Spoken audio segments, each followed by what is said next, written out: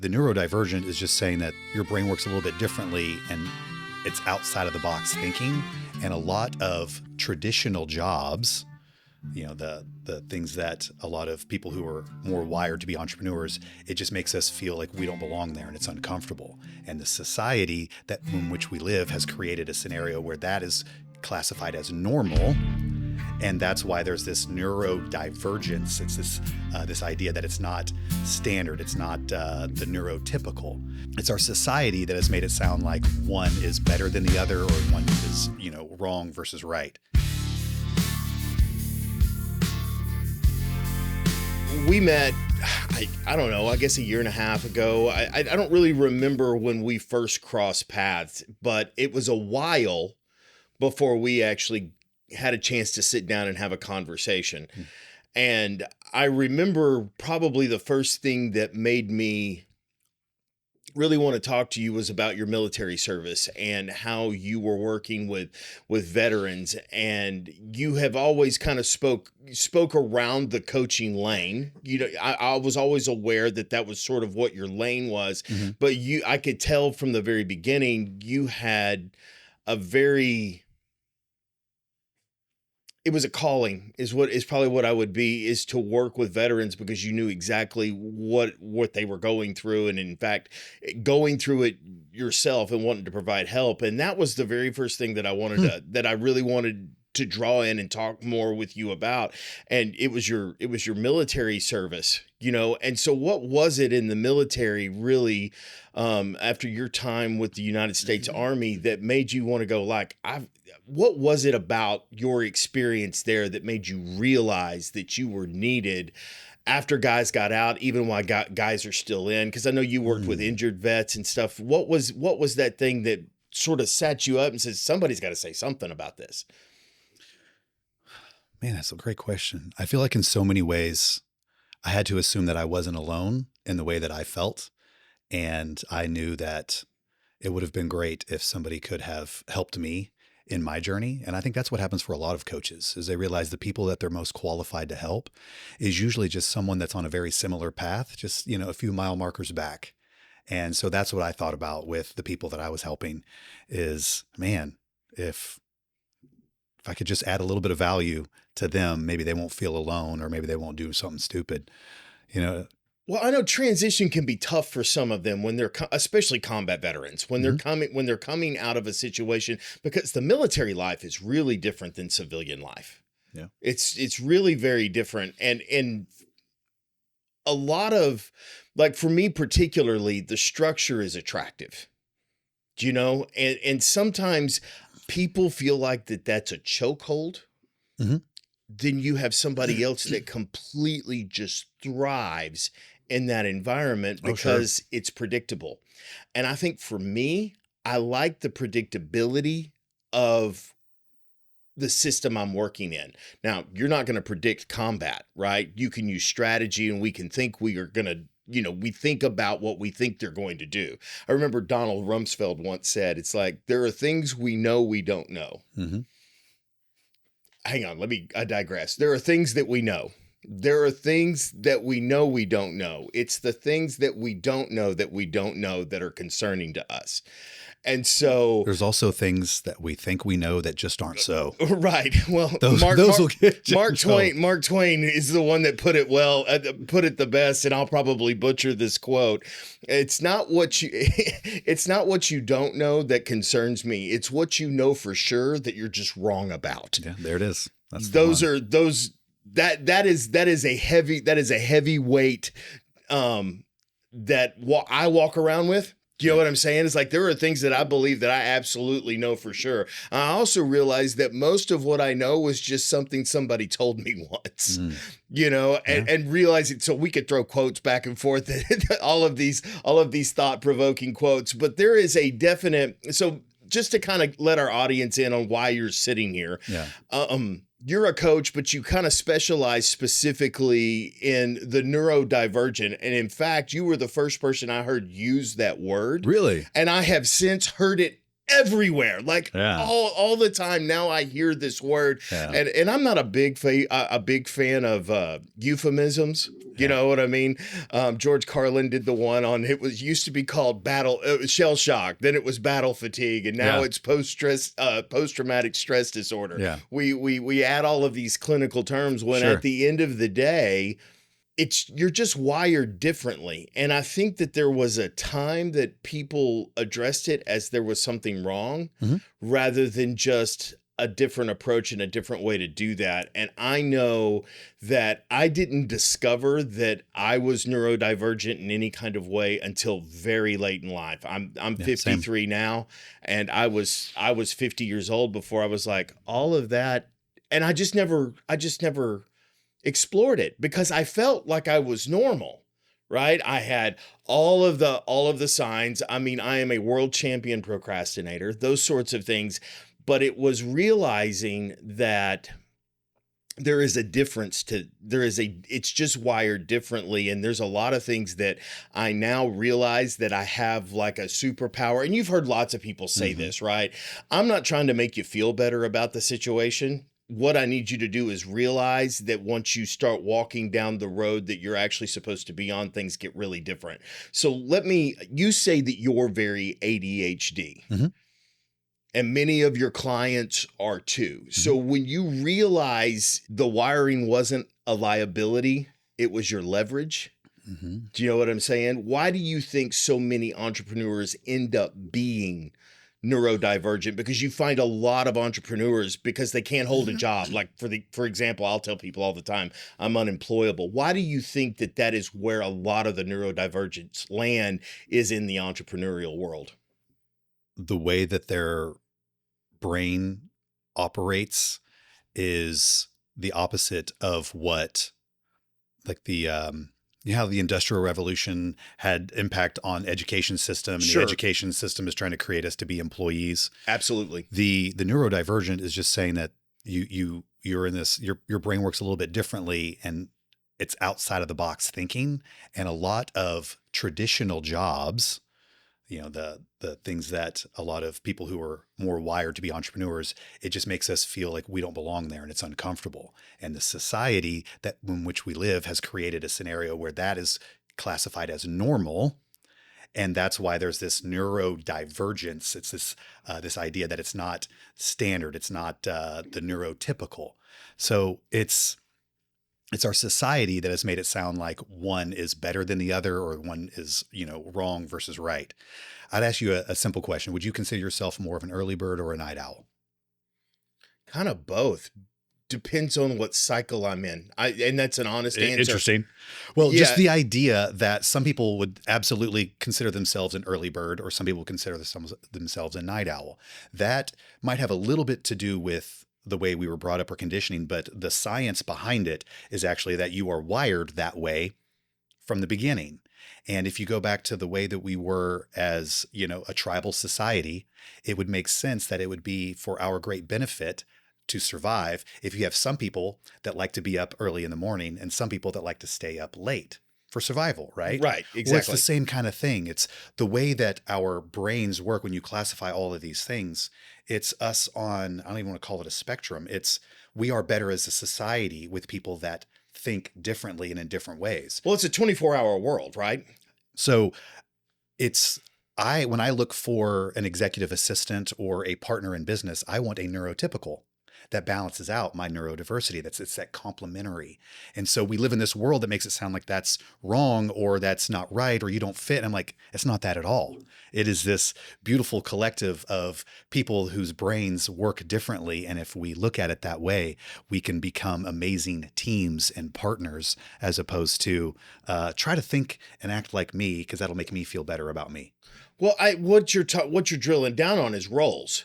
Yeah. Right. It all boils down to roles, and society, left, right, and center, has roles in it, and it goes all the way down to, and I'm not trying to paint with a broad brush here, but you've got things that guys do, and you got things that girls do. Nobody's saying one can't do the other. Point being is that we settle into these, we settle into roles, and I think one of the things that I realized early on plays into what you say, whether it's a night owl or an early rise. I can tell you I've been most successful when I've been an early riser. Mhm. Typically when I stay up late at night, even though I, used to party and do all of those kinds of, like any 20 something year old kid does, right? I mean, and I'm not saying that was a bad time in my life. I am thankful for those times. I learned a lot during those times, right? One, what my kids are up to at that time, you know what I mean? Like it's like, look, and my dad always said, hey, I was young once too. I think every parent has said that to their kid, you know what I mean? And they think we're out of touch, and we are a little, to be honest with you. We are a little, but I think it boils down to successful people are early risers, and losers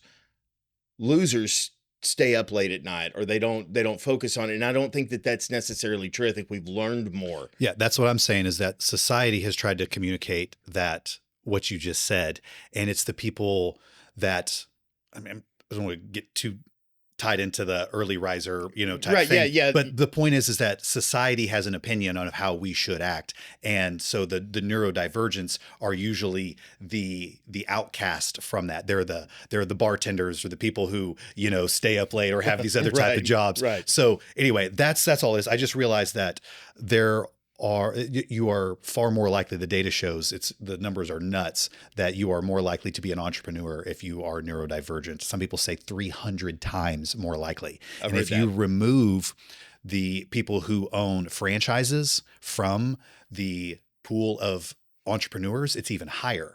Because those are the people who like the system and like the structure and would appreciate that. There's somebody who already built something, where the typical neurodivergent, it's funny, the typical neurodivergent is like, no, I've got a better way to do this. Well, I think it's important that you said typical, because there is I don't want to break people up into two categories, right?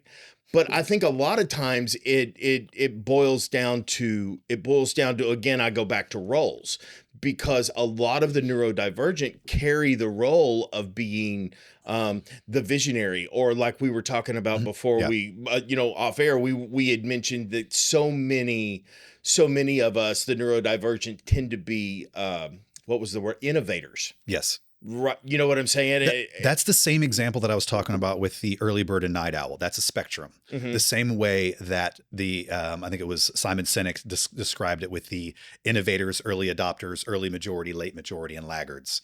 The people's resistance to change.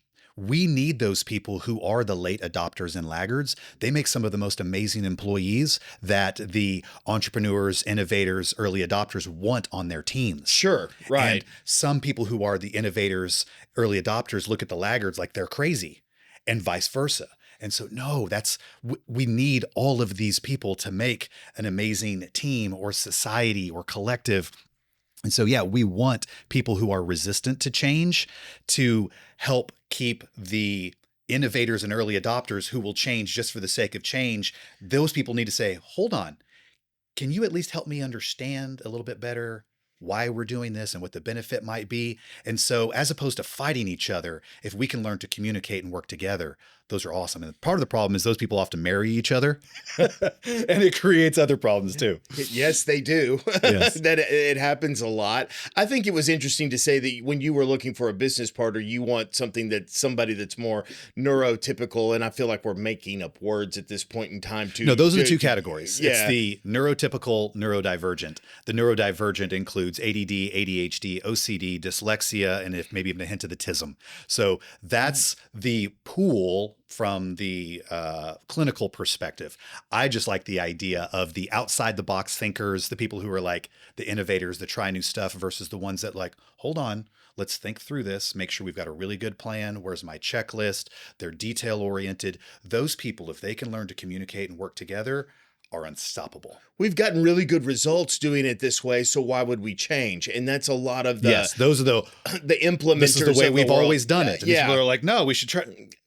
Right. And learn to work together. And I said to you off air, it's like, if I've got a 2-hour project, and I've said it on this podcast before, and at the risk of sounding like a broken record, if I have a 2-hour project, I will spend 3 hours looking for a 1-hour way to do it. Yeah. And then kind of once that problem is solved, I am attracted to that kind of problem. Okay, check this out. You you mentioned earlier my military background, and Uh-huh. this is my neurodivergence in the way that I think made me a horrible private. I was awful private because the sergeant would come in and be like, "Hey, give me 10 privates." And we walk outside. "All right, and you need to take all the boxes off of that truck and move it into that building." And they start to create a chain gang of moving big, heavy boxes. And I'm like, "Hey, who's got the keys to the truck? Can we just scoot it Can we just move closer?" yeah. "Shut up, private. I don't pay you to think." Right. And I'm like, "But this, okay, I guess we'll just do it the hard way." And that's why but then there were some leaders in the military that recognized, oh, he's not just following orders. There are like, he's a thinker. Maybe there's an opportunity for him. And in some organizations or with some leaders, that might not work very well. As an entrepreneur, that's amazing. You're that one that says, "Hey, why is everybody doing this? Let's just move the truck closer." And all of a sudden you've optimized a scenario, or you've gotten rid of things that didn't matter. And now you're creating awesome things because of the way that you think differently. So Right. we need those privates that'll just carry the stuff because you just need to get things done. But yeah, I hope that example makes sense. It does. But what I find myself doing, and I think a lot of people do, it's not just me. I think one of the things that I run into a lot is like, I burn really hot, really fast. I run sprints and not marathons, Mhm. right? And so I'm subject to burnout. Do you understand what if you follow what I'm saying? I Very am much. incredibly subject to burnout. And the thing is I don't realize it. Burnout usually manifests in some kind of way like frustration or anger. And it's usually the dog that takes the brunt of it, and insert whatever dog you want to insert there. A dog can be just about anything that you choose to kick or take Sure. it out on, right? Mhm. What did you realize? How did you figure out how to regulate that? Mm. I'll go back even one step before knowing how to regulate. It is the self-awareness. The awareness of it. The Yeah, awareness. right. So I had one of my friends made a little meme of me when I was giving a keynote where I said, "First awareness, then change." Just another way to say you can't change if you're not aware that, there's something that needs to be changed. So, and when I was on dating apps, it would say, "What do you find most attractive in a partner?" And I put self-awareness. Right. That got a lot of fun, little feedback. But yeah, I had a service dog for many years. His name was Tough. Okay. And he passed away just a couple of years ago. And what I didn't realize his gift was, it wasn't helping me, be out in public or go places and do things. He would make me aware of the change in my body that was physiologically happening because of my post-traumatic stress. He would just help me become aware of it. And then through amazing therapy and training and working with others, I learned how to then do a breathing technique or talk to myself differently. So I had to learn the tools, but then I needed the awareness to know, and it was the time to use the tool. So there was a time I was having very stressful conversations, and he would get up from sleeping and he would come over and he would lay his chin right there on my leg. And I used to think, I'm like, "Leave me alone, not right now." And then I realized, oh, dang, he was trained to do this. Uh-huh. Half of it was intuitive. And then we learned how to work together, which was that training. And now he knew this was, hey, my guy's a little stressed out right now. I can sense his blood pressure, his heart rate, his, whatever's going on. And he would let me know. And then I had to know, okay, maybe I need to box breathe or do some different types of breath, or, I'm getting stressed out. Maybe I need to remind myself that there's nobody trying to kill me right now. Right. Right. And so there's a difference between having the right tools and also being aware of when and how to use them. Because what I hear you kind of say is, well, at least what I'm taking away from it is that there is a level of understanding of how to compartmentalize some things. Because typically when I'm frustrated, I am not just frustrated with the task. I'm frustrated with traffic. I'm frustrated with you. I'm frustrated with the size of this room. I'm frustrated with the people filming this place. I am frustrated with everything. right? And anything that I can find a crack of an attack, I go after it because somehow there's a catharsis that's attached to it, right? And so and I just walked around mad for 45 years. I didn't think I had an anger problem. I thought people just needed to stop pissing me off. Yeah, it's like they have no idea that I'm late. Yeah. I don't have an anger problem. People just need to stop pissing me off. That's the way I felt for many Have you years. ever had let me just ask, have you ever had a client that did not realize that they were neurodivergent and you had to break the news? I usually don't ask them if they are. I ask them, how bad is your ADHD? Oh, really? I don't say, do you have? Like, how bad is it? Uh-huh. No, everybody thinks that they have a little bit of it because they have trouble task switching or they get distracted. That's not it. There actually is, like, your brain really does work differently. And I don't diagnose anybody. It's not my Right. job. And I'm also not trying to fix anybody. If someone thinks they are, believes they are, they're undiagnosed, misdiagnosed, medicated, unmedicated, self-medicated, none of that, all that's irrelevant. That's usually just a fun way for me to connect with people that are my people. It's me finding people in my tribe. I have plenty of clients that are quite neurotypical, but it is fun when people realize that the way that their brain works, they call their spicy brain, that they're not broken. There's not something wrong with them. I remember learning about post-traumatic stress disorder. I didn't think I had it. And when I was working with a therapist and they explained to me what was going on, the physiological changes that happened in my brain after spending 15 months in a combat zone, like there were physiological changes that took place. Sure. And I realized that, oh, well, my response is because of what I have been through. And now I can learn that when I get agitated, stressed, angry, whatever, that it's because my body is trying to keep me alive. And when I realize that nobody's trying to kill me right now, I can talk myself down. I can breathe, all these things. Same stuff with with the task switching or the distraction. The sooner you can realize that you're off task, you can put rails in place, some guardrails on how to do things. There's little tools that we can use. So there's like the Dharma sprints or the Tabata timers and all different things that I can recommend as ideas to, I'm not trying to fix you. You're not broken. I'm not trying to diagnose you. That's not my job. But I'm trying to help you become the absolute best version of yourself using the gifts that God gave you and living in a world that doesn't recognize them as gifts.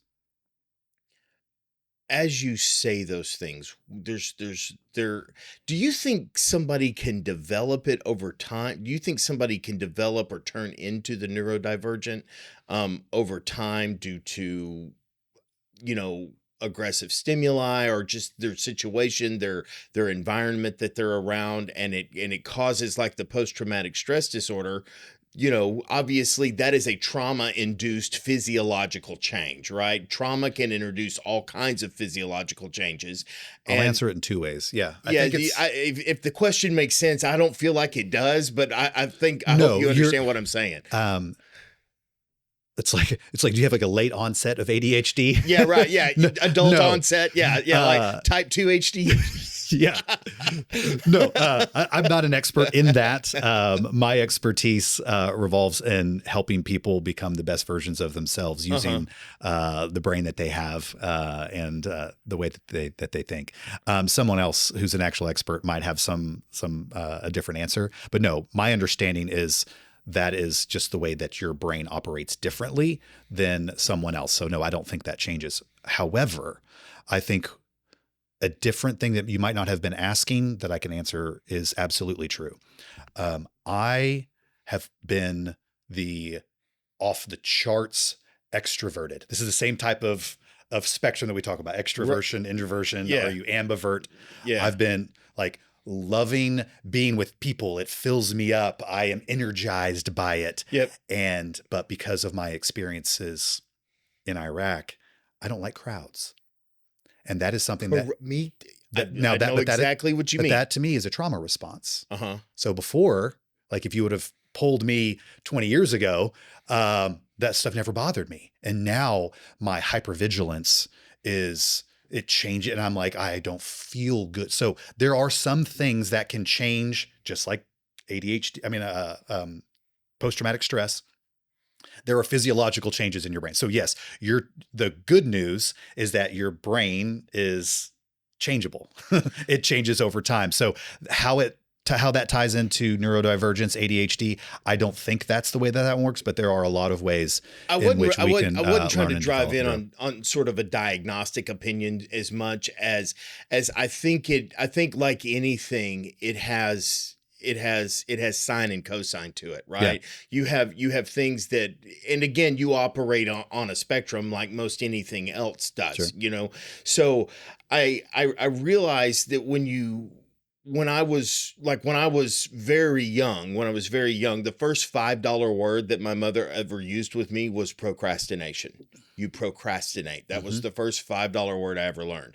My teachers would say, Jeremy is really smart. He just doesn't apply himself. Okay. So those were reports that I got. And then I go all the way through school. Nobody says anything, right? I mean, because I do a really good job of rising to the occasion, right? And so you create that scenario for yourself. But it's all based out of urgency. So I wish I had a note. I've got it at my desk, and I use it there for this little reminder. But one of the things that is absolutely true for the way that our brain works is the way that we see time. So there are two times usually for those with ADHD. There's now and not now. Mm-hmm. That's it. There's now and not now. Right. And so whether something is a week from now or a year from now, that's not now. Those are the same thing. And so when you get really close to that becoming now, it creates a stimulus in our brain that we enjoy. And it's that dopamine, that feel, ooh. But then our ability to also hyperfocus. Now, all there is that thing. And you get in those zones where 90 minutes, 2.5 hours go by and you're like, ooh, but you feel energized from it. That is a gift for us. But we live in a society that sees that as a problem. Sure. And so that's why you partner with the neurotypicals, you put guardrails. There are different ways to harness that. And that's what we're doing. But yes, that is the now versus not now thing that you've dealt with your whole life. Right. And you've called it procrastination, or you think that if I just I'll do better under pressure, as opposed to, chipping away at it a little bit at a time. All of these things, there are systems and processes that you can use to become even better. We're measured by production. At least the Americans are, right? We're measured by what we produce often. Sure. Okay. One of the things that you start with all your clients is a business valuation. You look at that, you kind of look at that first. What is it like when you stare them in the eyeballs and go, your business isn't worth anything? Sometimes I don't have to be the bearer of bad news, because most of my referrals come from business brokers, and they get to be the bearer of bad news. But the statistics say that 90+% of all business owners believe that their business is worth more than it is. And 90+% of all business owners will, it's almost so depressing to think about this, that, 4 out of 5 businesses that go up for sale will never sell. So these business brokers will send me somebody who thought their business was worth more than it is. They tell them it's not. And they say, you should call Mike. Mike will help you get this to where it is sellable at the price that you will be happy to let it go, and we'll work on it. But yes, that happens all the time for me. We do this benchmarking, we get this business valuation, and they think because this business produces a really nice lifestyle for them, and they've heard stories about people selling at whatever multiple based upon, revenue or EBITDA or whatever. They've got this idea in their mind, and it can be very, very hard for. It's the 5 stages of grief. I'm sure you're familiar. Oh yes, and absolutely.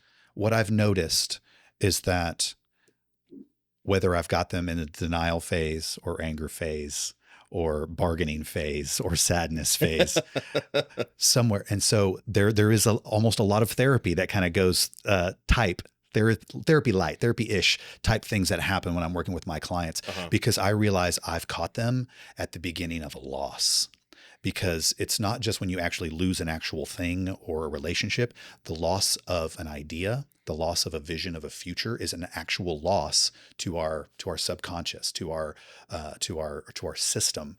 And so I have to help them along that journey. And it is so rewarding to meet somebody at the beginning where they're in denial that, oh, I make $250,000 a year worth of lifestyle stuff from this business. Why won't somebody give me $2, $3, $4 million for that?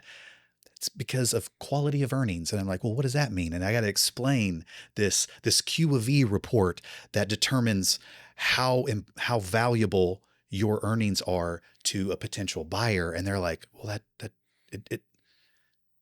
and to take them along that journey is one of my favorite things, because the things that I help them learn and understand in this process, they get to take with them forever. It's not just, it's not like the education that you get where it's like, no, this new piece of information can help you in all the businesses you ever have, or how you build your business. And it is exponential in its value. So that's a lot of fun for me. That was a weird way for me to answer your question. But yeah, there's a kick in the teeth that they just experienced, realizing that what they thought was really valuable isn't yet. And that's what I let them know. It's not yet, but we can get it there. How often do you run into where it's really just a human problem masquerading as a business problem? If you know, are you following kind of the question that I'm asking here? Because a lot of times you're trying to, I feel like a lot of the neurodivergent spend a lot of time solving the problem of the fact that all they want to do is solve problems. They don't want to focus in on something, right? Oh, yeah. They don't want to, and it's not like a lack of commitment, so to speak, but it looks like that. Sure. How do you coach people through, I digress. My question is this, is that most of the time what really makes you happy is not necessarily the business that you're in, though you think that that's what it is. Mm-hmm. Right? What would make me happy is to be a coach. That's what would make me happy. And then you start coaching and go, this is boring because I've built the coaching platform and now I'm ready to go solve some other problem, right? Yeah. Whatever that case may be, we've all heard the term, I'm a serial entrepreneur, and they've got 4 businesses and they've got 3 ideas and their inability to choose one thing. And yeah, I met a guy just yesterday. We were having lunch, a very young entrepreneur who's doing very well for himself. And he's got 4 businesses. And I'm like, I get it, man. You got one ass. You can't ride those 4 horses. What's going on here? You got, like, if you were to choose, you could absolutely crush it at this one thing, but I get it. A non-neurodivergent coach might just be like, beat it into him. No, you need to do this one thing. Let these other things go. I've heard the phrase, starve the ponies, feed the stallions. Mm-hmm. It's like, choose your thing. What is the priority? What is that one thing? And we can fight it our whole lives as neurodivergents, or we can learn to find ways to feed our desire, our need for the creative, for the variety within one thing. And that might be making video content. Hey, I'm going to focus on this one business, and my goal in this, and the way that I'm going to feed my creativity is learning how to run better ads and see which one really kicks off, as opposed to, I'm bored in this business, let me start a new business or a side hustle. No. Stick with that thing. And that comes back to my coaching framework, where it might be real clarity. What is it, that we're really going to focus on, that if you do that one thing so well, it's going to make everything else possible for you. We have a mutual friend. His name's Alex Shaw, and he's a coach, mm-hmm. right? He is, he coaches, he's a, what's the best way to put this? He's a personal trainer. He's very knowledgeable, and he also helps people with diet and exercise and all sorts of different things. But he's a virtual coach. For the most part, his clientele is based on weekly coaching meetings. At least that was my experience with him.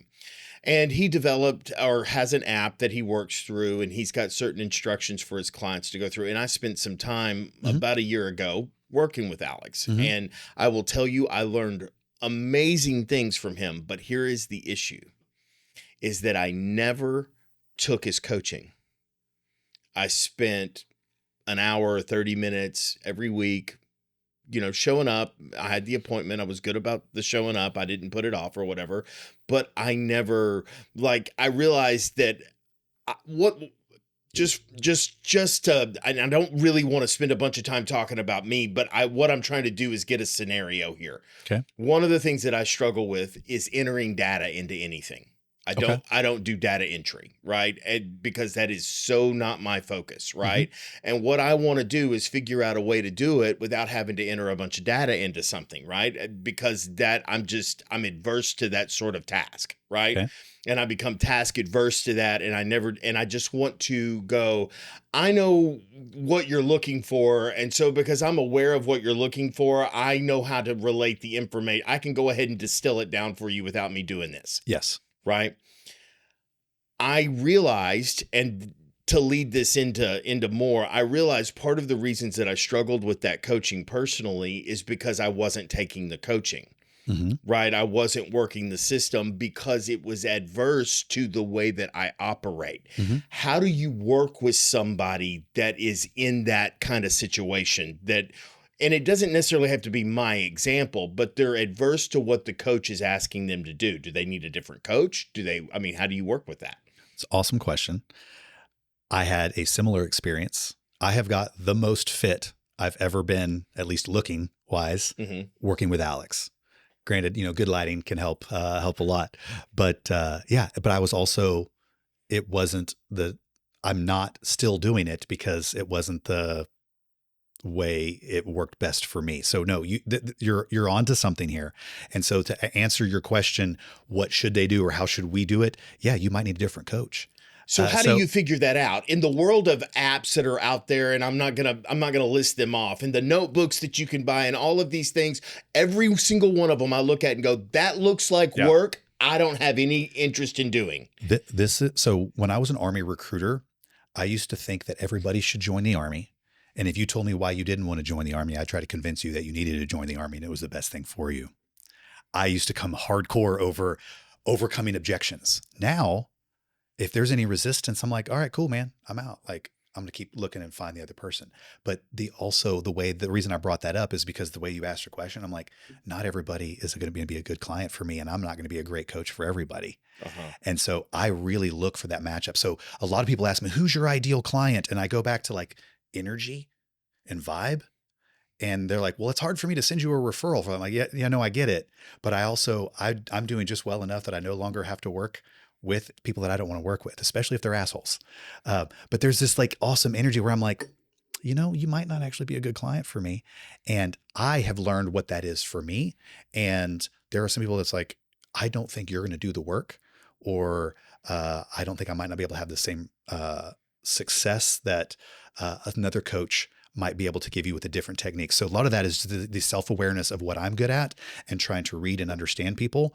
I think there is a different type of a coach that has a different approach that would work better for your desires, your interests, your preferences. I think all of us want some sort of Mr. Miyagi moment. I've been sanding the deck and then all of a sudden I can block kicks, right? Yes. I've Great learned analogy. to do I that. love it. You know what I mean? We all want this Mr. Miyagi moment, but when we realize those don't really exist altogether, right? You don't think so? I don't. I think so. Not in 2 hours.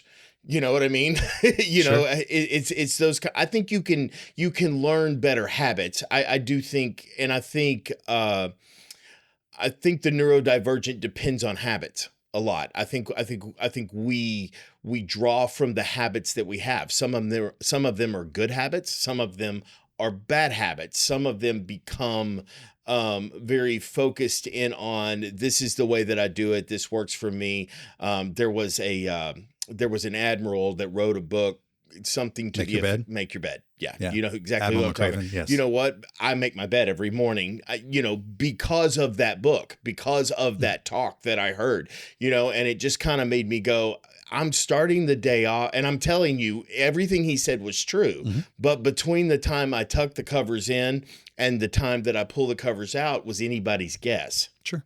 right? I do like it has brought a level of order to my life, that one little piece of advice. Sure. And I think that there's a lot of nuggets out there that you can draw from. But I think I'm gonna answer your question in a wild way. A regular teacher, imagine a 5th grade teacher that has, is teaching math to all these kids, and all these kids learn in different ways. If she just teaches, whatever math you learn in 5th grade one way, and some kids don't get it, some of them are going to get left behind, right? Mm-hmm. But that teacher who takes the time to learn how each kid learns and adjusts it to them to make sure that they get it, that's a special gift that some coaches have. And some of them just say, I'm going to teach people this way. And if they're the type of people that learn that way, then we'll work together. I have my methodology, my framework is so fluid and changing because I love how unique every one of my clients is and how they work. And I have fun figuring out what analogy might click, what technique might hit home. And that is really, really fun. So yeah, it's learning what's gonna there are things that do work for me, right? Absolutely. The things that work for me. I'm gonna throw a couple of them out. Accountability is a huge thing that works for me. Yeah. It's my 4th pillar. Yeah, especially in tasks that I am adverse to. The accountability. Recently, I hired a VA. Mm-hmm. Okay. And because that VA is there every morning at 8:00, guess where I am? Mm-hmm. I'm there every morning at 8:00, and the amount of stuff that gets done because I am there is incredible. Like, it's not because she's cracking some kind of whip or I feel some sort of pressure. It's that I have chosen to insist that I be put in that situation, and it has worked. It doesn't have anything to do with data entry. Now, data entry does get done. Right. Yeah. I have learned how to section off and block off my day because there is somebody else at a level, not necessarily depending on me altogether. It's not a dependent sort of thing. It's a look, if you're going to throw me a life vest or a flotation device and I'm drowning in the ocean, if you're going to throw me something, I'm going to do the part that's grab it and lean on it. You know what I mean? Okay. And that's really kind of the idea, is that I see it that way and I utilize it that way. So that accountability, it's on me to grab the flotation device. It's absolutely on me to hang on to it. Accountability is one of the pillars that I have in my coaching framework. And some people don't need my accountability, and we focus on clarity or strategy or tactics. In the coaches that I've had, I have some that do different things for me. When I hired Alex, one of the things I got from him was the accountability. We met every week, and I had to send him pictures of my food.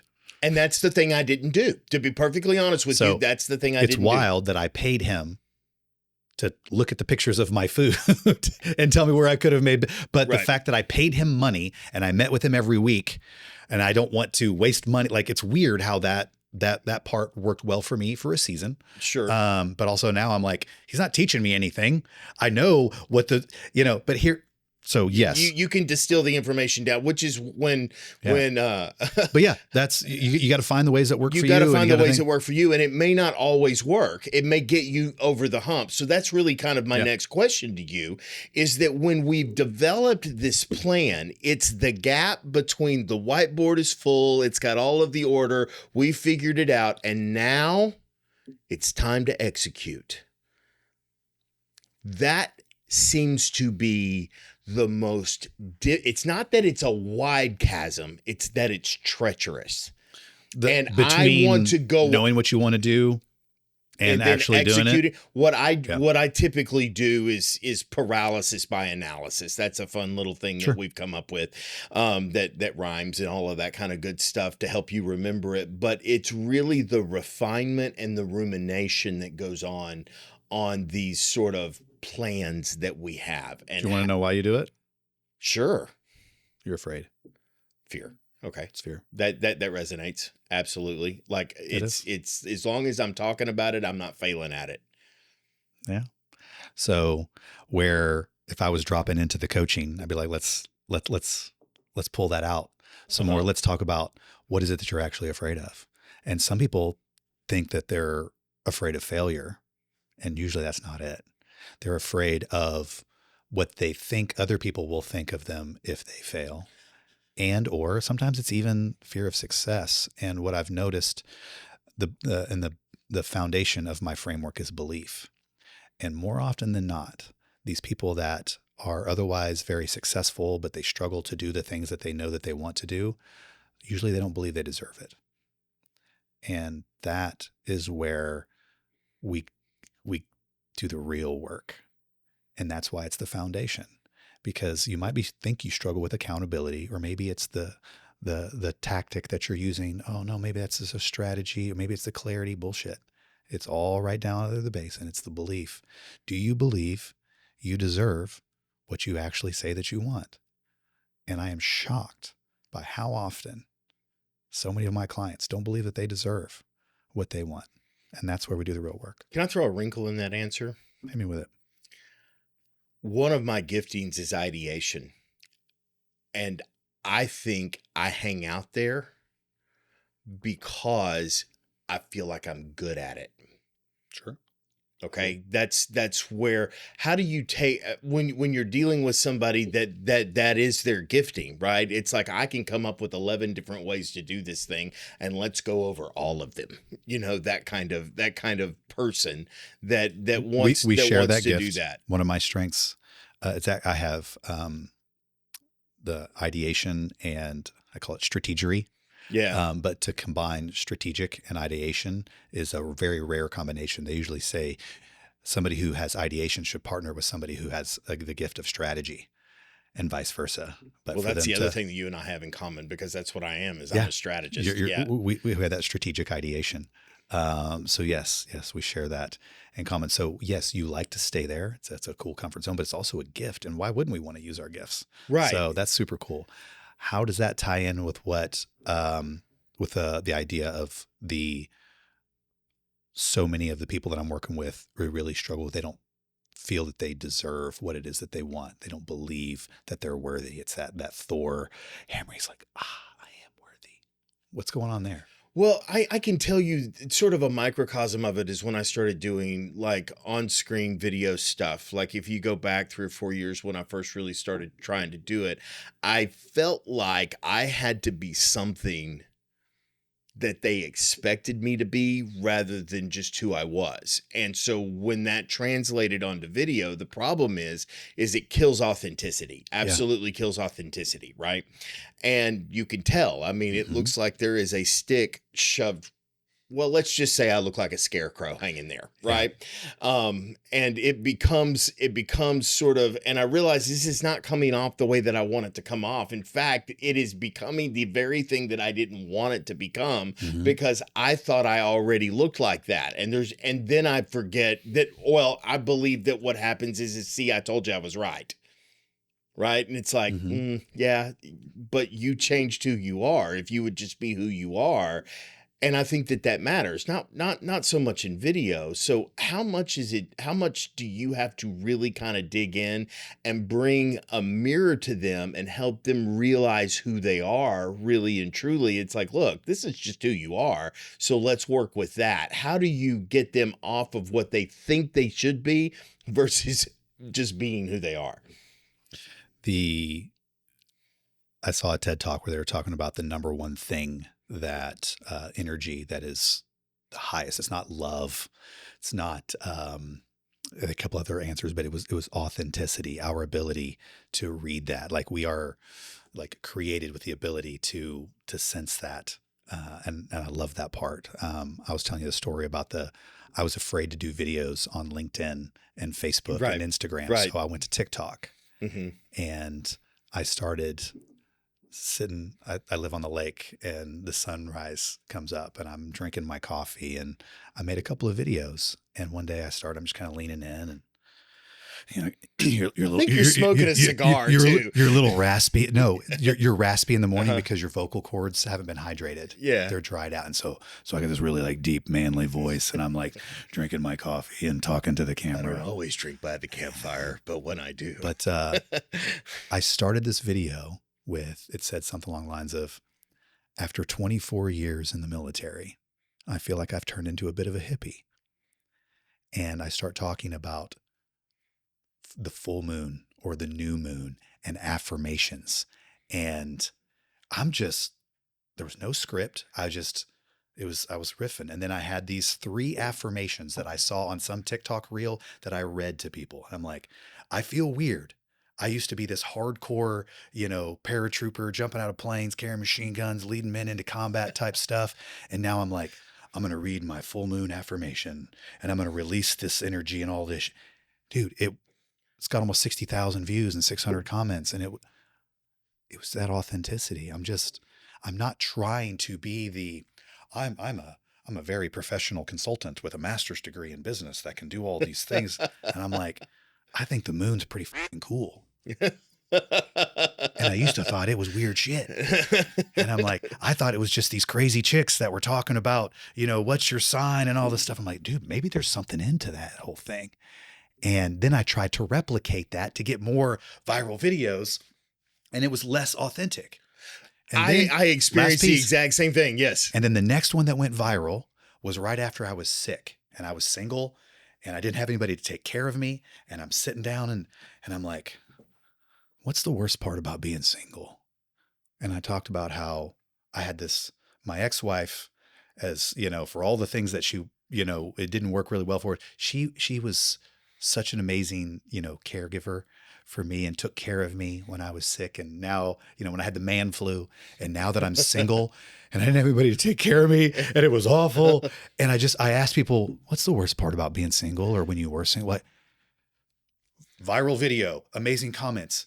Both of those were just the most authentic version of myself, where I wasn't trying to be someone that I wasn't. I wasn't trying to come across a certain way. And it was the best. It was the best stuff. So authenticity is where it's at, man. And I have found that there's many different versions of myself, right? That are as authentic as the next, right? It's not all just this one. It's not all just this one package, right? There is a lot. I could talk about this all day. Oh, this gets so good. I think that there are just so many different versions of ourselves. And I think there are 4. How do we, okay, right? I guess many actually means more than 5. So I will stay at 4. There are these 4 versions of ourselves, or however many versions of yourself that you think that there really are, and I don't necessarily mean this is the self that I'm at home and this is my work self. I know exactly what you mean. Mean that kind of thing. It's that I will pull out whatever version I believe garners the most attention. Do you understand? But it's still very, very authentic. If I am talking to a contractor, I'll probably pull out the Texas accent and let that thing draw out a little bit, sure. just to provide relevance. And that kind of doesn't change the way that I think. It's just how I communicate myself to people. I'll give an example and let me know if this is what you're talking about. I completely agree. I say I'm always me. It's more like, as opposed to like a volume knob, it's more like an equalizer. Sometimes you get a little more bass, a little more treble of Mike Nash. And then there's like the more on version of it's still Mike Nash. Sometimes I'm Mike Nash, right. That's where you're getting all of it. And I can't be that all the time. Sometimes that's too much for other people, but it's always me. And I learned that I want to be the most authentic version of me, but sometimes I show up a little bit different for the audience or for, the situation. And that is diving in and out of different types of leadership, but it's the archetypes that I am really into right now. And I believe that there are 4. Give me those 4, the 4 archetypes. I haven't finished the book yet, but the book that I'm almost done with right now is called Warrior, Magician, Lover, King. And these are the 4 masculine archetypes, these energies. And your king, the sovereign, is the leader of all of them. And that's where you get your purpose and the leadership of the ones. And then the warrior is the one that goes out and gets the work done. And then the magician is the creative and problem solver and solution. And the lover is the one that values relationships and joy. God, I need all of those. You are all of those. Yeah. So I was playing with this. That's really more what I mean. That's what I mean. So, and I may be any one of those things at any given time in any given environment. Right. You're going to love this.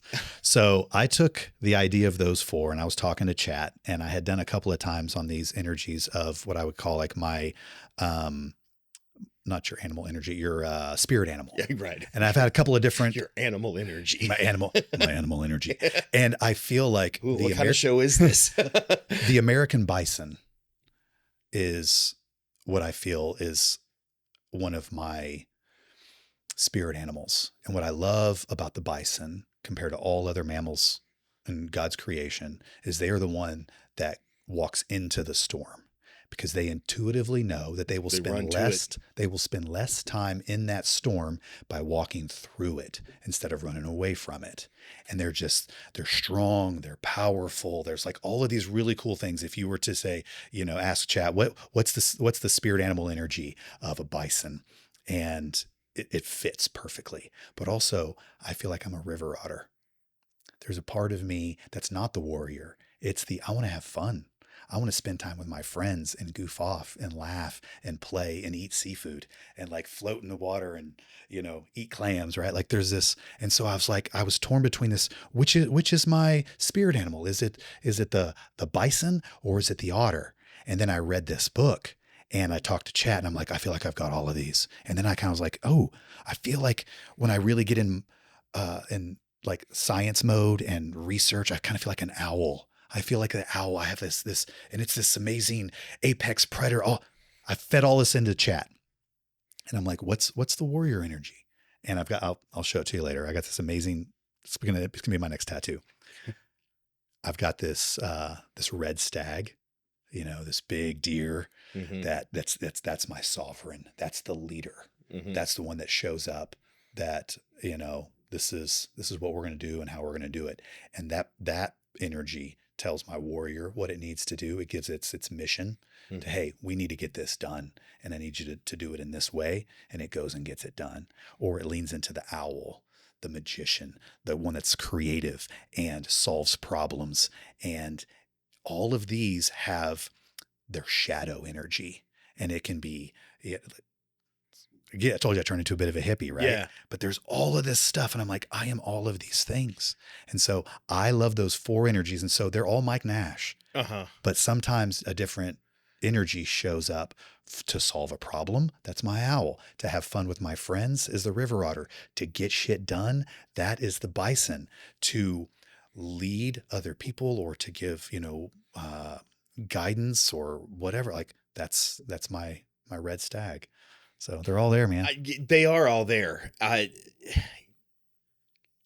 This is a little bit off topic, but I find that I do this a lot. The one person that doesn't get exhausted with me is ChatGPT. So yes, I named it. What's her name? Alex. I don't know why I picked that name. I guess because Alexa was already taken. Yeah, I don't know. That's great. But the amount of stuff that I work through just sitting on the couch in the evening, maybe we're watching something that I'm not really watching. And I have found that it is the greatest whiteboard I have ever dealt with, because it allows me to work through ideas and emotions, and it's incredibly affirming. Like I wouldn't let it too be affirming, probably. I wouldn't let it be your therapist, because every idea you have is a good idea, right? So I realize some of that, but a lot of it is some of that affirmation is really required for you to get down the rabbit hole. And I think going down that rabbit hole, I've come up with a gazillion different business ideas that are related to the business I'm already in. How do I expand, grow, multiply what it is that I'm doing? Do you feel like that's a good thing, or do you feel like that's a bad thing? No, Is it just a thing? It's a thing. It's a thing, right? It can be whatever you need it to be. Coming from the guy who doesn't like to enter data. Yeah. That's an amazing thinking partner for you. And you could create guardrails around how you want it to interact with you. I've told it a couple of times, stop agreeing with me, shoot holes in my plan type stuff. And it's amazing how much it learns about you. And that's why it chose the 4 animals that it did, because it tied to other conversations that I had had about certain things. And yeah, but it can be too affirming. That can be a problem. But no, as a thinking partner, I'm a huge fan of it. I think there was a second part to your question that I've already forgotten, but yeah, it's an amazing tool. Do you use it a lot for the Constantly. same kind of thing? Yes. I as a thinking partner to flesh things out, to remember things. Yeah, I use lots of good tools like that. Right. Yeah. And so, I mean, I have seen tons of, I mean, like if you've ever clicked on anything that's related to ADHD in your Instagram feed, all of the sudden, and it's just sort of how the algorithm works, and Sure. I appreciate it. Right. But when you click on whatever app, because it's like, here, take this quiz, that kind of thing. And it's like, Yeah. turns out, yeah. And it'll diagnose you right there on the spot. Sure. And if you want the plan because I think it is there is a negative connotation that is held to it, like it's a handicap in some kind of way. This is something that you have got to, what's the word, compensate for. Right. And I don't know that a compensation is really the way to do it as much as it is a leverage. So I think that the viewpoint of it's something that it's got to be compensated for is wrong. And that it's got to be something that's leveraged. When you're dealing with clients that are coming in frustrated with their own selves, I'll tell people all the time, I exhaust me way more than I exhaust anybody else. I find my own presence painfully exhausting a lot of times. But when they're dealing, it's like, I want you to make me not be this way versus, wait a minute. Do you run into that kind of, well, let me get the question down. Do that one again. Yeah. Let me do that one again. When you're dealing with clients that are looking to be fixed rather than clients leveraging who they are, how do you help them, move from one space to the other space? Let's go back to the belief. If they believe they need to be fixed, that would be we'd spend some time on, you're not broken. Right. If you are living in a world that needs you to show up a different way than you are naturally inclined, if you can't change that yet, then yeah, there are maybe some ways for us to learn, to adapt, to use tools, to work with other people. Sure. But I would more likely prefer to try and help that person create a life where they get to be the most authentic version of themselves the vast majority of the time. I think we often try to see our own. I think we try to be self-aware. As I have gotten older, the need for self-awareness has grown, right? I've never heard that. I feel like some people kind of go down the opposite way. Like they get really stuck in their ways and this is the way that it is. Like the older you get, the more rigid we often become. And I like that you sound like you're doing the opposite. That's a great thing. Maybe that's not commonality there. You know what I'm saying? Yeah. But I have become more self-aware as I have gotten older because I've journeyed into these dark spaces in some kind of way. Right. And I've kicked the door in mainly to let the light in there. And one of the things that I've realized, and I see this in other people too, and I'm kind of curious to see what your thoughts are on it. I learned over the course of the last 12 months, to be honest with you, is to embrace your weaknesses.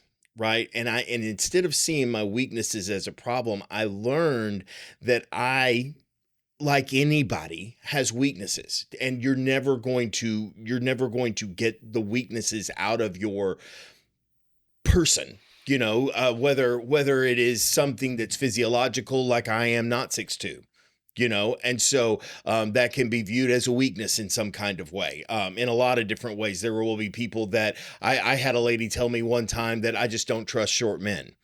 Okay, fine, fair enough. Whatever, however you want to feel about that. Well, there's not anything I can do about that. What I began to look at is every weakness I have, I intuitively realize that there is a compensating strength for it. There's actually something I am really, really good at. And I think this goes into the neurodivergence conversation, right? Is that whether we're let's just take a very simple, some low hanging fruit here, a procrastinator. I'll put it off. I tell people that if it wasn't for the last minute, I wouldn't get anything done. But when that last minute comes, I mean, it is all rockets, everything is in the red. We're pushing forward and I am going to crank this thing out. Yeah. And it's been since I was a student in school, the research paper, your head pops off the pillow. I've had 9 months to work on it and I've done nothing. And so now and it's due today. And so I'm writing it, before class or whatever, that sort of thing that I have done my entire life, and my ability to push something across the finish line when it comes to finishing something, that's my strength. So instead of looking at the weakness, the compensating strength that has come, and I think the better way to explain this is imagine a guy. There's stories all over. I don't have this because I have all 5 senses, but if he lost his sight, all of a sudden his ability to hear things has not increased. He's just more aware of it. And so this boils down to awareness, right? And so I don't know where the question is in this, but I want to ask you is, do you spend any time with them, making them realize that weakness that you think is so terrible has created this in you? Okay. And how do you take that? And the only time it shows up is when you feel weak, but it doesn't change the fact that you can utilize it anytime you want to. That thing is in your tool belt. It is in your arsenal. You can fire that bullet anytime you decide to load it in the magazine. I got so many examples I could use to pull out from what you just shared. I'll try to see if I can give you one or two short, because it's really cool. I usually wouldn't consider them weaknesses. But I like the way at the end you kind of shared that. I ask my kids sometimes, which is better, horsepower or fuel efficiency? I know what popped into my head. What? Horsepower. Okay. That's what matters to me. So the right answer is depends. Right. What do you need? What do you need? Yeah. Like, I've got a big 3/4 ton truck. That's, I think it's interesting that I didn't ask that question, but it's torque. Yeah, right. Well, you answered what was the scenario for you. So in your scenario, for me, I needed torque and horsepower. Well, I guess it's more torque than horsepower, but you get the point. I have a big truck that doesn't get very good gas mileage, but I have a 5th wheel camper that I want to be able to pull. And so I need the torque to be able to do that. And the way I asked the question is still horsepower. Anyway, that's not the point.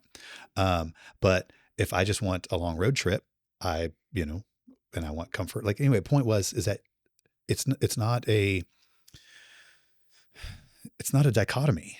It's not like correct. These are, that's kind of my point. Yeah. It's not a dichotomy. I don't see these things as a weakness.